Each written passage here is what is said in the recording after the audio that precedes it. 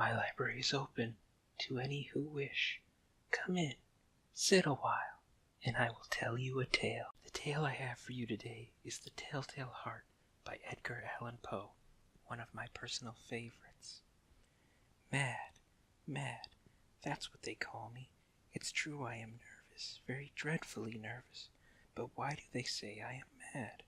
That fever I had last year, it just sharpened my senses, not destroyed them. Above all, my sense of hearing became the sharpest of all my senses. I heard things in heaven and on earth. I even heard many things in hell. How then am I mad? Listen, you will see how calmly I can tell you the story. It is impossible to say how the idea first came to me, but once it entered my brain, it haunted my day and night. There was really no reason for the deed I had in mind, a murder.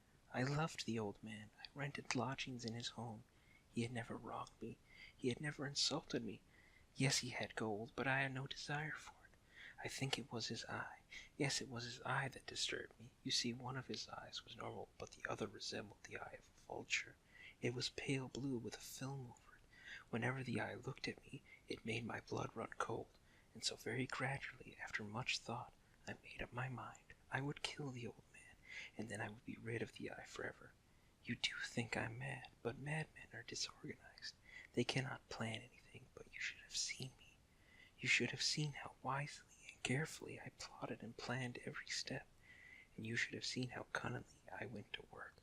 Never was I kinder to the old man than during the week before I killed him. Every night about midnight I turned the latch of his door and opened it, and oh so gently, and then, when it was open just wide enough for my head to fit in, I reached a dark lantern into the room.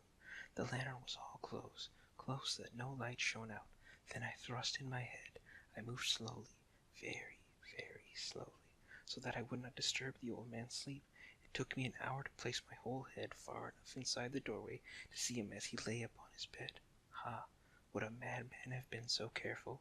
Then when my head was well into the room, I opened the lantern cautiously. I opened it so cautiously that only a single thin ray of light fell upon the vulture eye.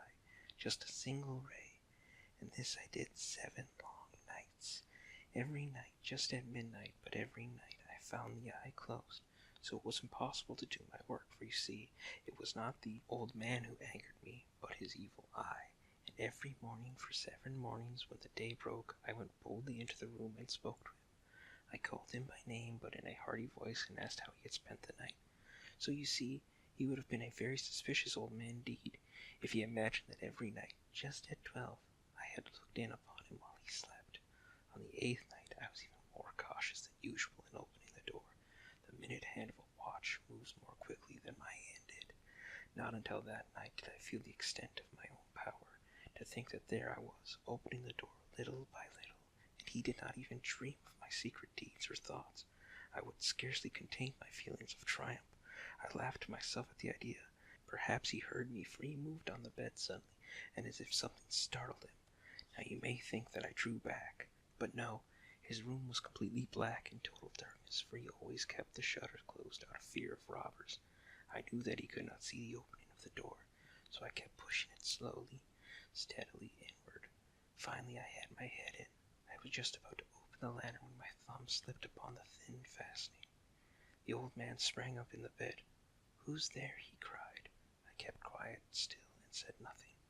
For a whole hour I did not move a muscle, yet in all that time I did not hear him lie down. He was still sitting up in bed listening, just as I had been doing night after night, listening to the death watches in the wall, those tiny beetles who beat their heads against the woodwork and make ticking noises. These ticking noises are said to predict death. How right those predictions would be this time. Soon I heard a slight groan. I could tell it was not a groan of pain or grief. Oh no, I knew it was a groan of mortal terror. It was the low muffled sound that came from the very bottom of a man's soul. I knew the sound well. Many a night, just at midnight, when all the world slept, that very same groan had come up from within my own soul, deepening the terrors that I felt. I say I knew that sound well. I knew what the old man was feeling, and I pitied him. Although I laughed again to myself, I knew that he had been sitting there awake ever since the first slight noise, when he had sat up in the bed. His fears had been growing upon him ever since. He must have been trying to imagine them away, but he could not. He must have been saying to himself, "It is nothing but the wind in the chimney, or it is only a mouse crossing the floor, or it is merely a cricket which has made a single chirp." Yes, he was trying to reassure himself with these comforting ideas, but they were all in vain, because death, with his black shadow before him, was approaching, and it was the shadow of death that caused the old man to feel, although he neither saw nor heard, to feel the presence of my head within his room. I waited a long time, very patiently, without hearing him lie down, so I decided to open one of the slits on the lanterns just a little. You cannot imagine how silently, how stealthily, I opened it until a single dim ray of light came out of the opening and fell upon his eye, his vulture eye. The eye was open, wide, wide open. I grew furious as I gazed upon it. I saw distinctly a dull blue with a hideous veil over it. It chilled the very marrow of my bone. I could see nothing else of the old man's face or body, because I had directed the lantern's ray precisely upon the vulture eye. I have said before that what people mistake for madness is really the exceptional sharpness of my senses, and now my sense of hearing was at its sharpest. There came to my ears a low, dull, quick sound, a sound that might have come from a watch that is wrapped in cotton. I knew that sound well, too. It was the beating of the old man's heart. The beating increased my fury, just as the beating of a drum increases the courage of a soldier, but still I remained motionless, scarcely breathing. I held the lantern without moving. I tried to see how steadily I could keep the rays shining upon the vulture eye. Meanwhile, the hellish beating of the old man's heart increased. Every instant it grew quicker and quicker, louder and louder.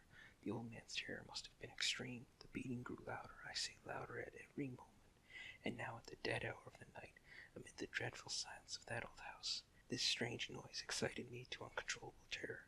I have said before that I am nervous, so I am, yet for some minute longer I stood quiet, still, but the beating grew louder, louder. I thought the old man's heart would surely burst, and now a new terror seized me. Would the sound grow so loud to be heard by a neighbor? Without delaying another moment, I made the decision. The old man's hour had come.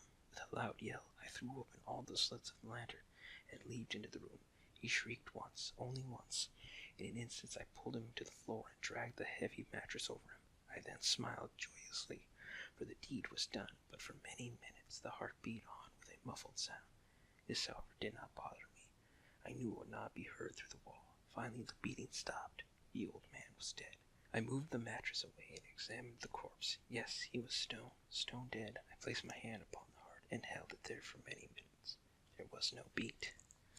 He was certainly stone dead. His eye would trouble me no more. If you are still thinking that I am mad, you will not think so any more. Now, when I described the wise precaution I took to conceal the body, I pried up 3 planks from the floor of the room and placed the corpse under the boards, in the space between the floor and the lower story of the house.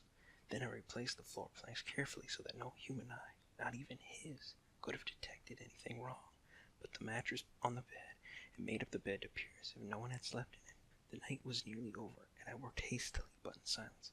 By the time I was done, it was 4 o'clock, but still dark as midnight. As the church bell sounded the hour, there came a knocking at the street door. With a light heart, I went down to open it, for what had I now to fear? 3 men stood there. They introduced themselves with great politeness as police officers. A shriek was heard by a neighbor during the night. One of them explained. This neighbor suspected foul play and had come to the police office. We were sent to search the building. I smiled at them, for what had I to fear? Come in, I welcomed the officers. The shriek, oh dear, I'm sorry anyone was disturbed. That was myself, a dream, you know, nightmare, all right now.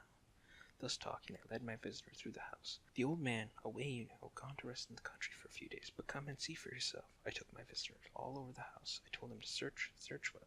Finally, I led them to his room. I showed them his treasure, secure and undisturbed. Full of confidence, I brought chairs into the room and told the officers to rest here after their labor.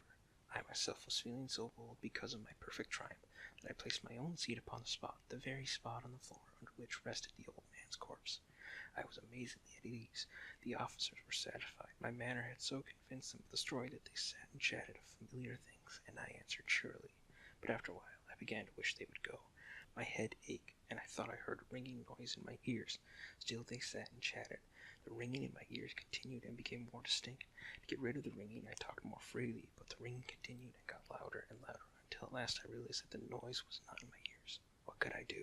I grew very pale, but I talked even more freely and in a louder voice.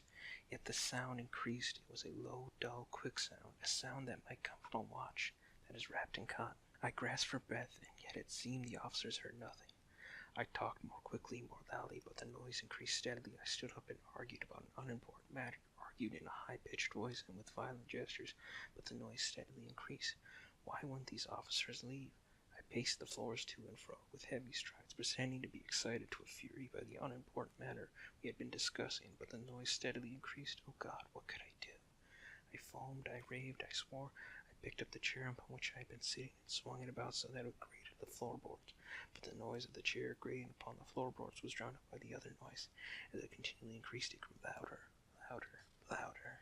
And still the men chatted pleasantly, and still the men smiled. Was it possible they heard nothing? Almighty God, no, no. They heard, they suspected, they knew. They were making a mockery of my horror. This is what I thought at the time, and that is what I think still today. But oh, my agony! Anything would be better than this agony. Anything would be easier to bear than their mockery. I couldn't stand their mocking smiles any longer. I felt that I had to scream or die. And now the noise came again, louder, louder, louder. Villains, I shrieked at the police officers. Do not pretend to me any longer. Do not mock me any more. I admit everything. Tear up the planks. Here, here. It is the beating of his hideous heart. That's all the tale I have for you today. But don't worry. My library is always open to you, and I'll have another tale for you soon.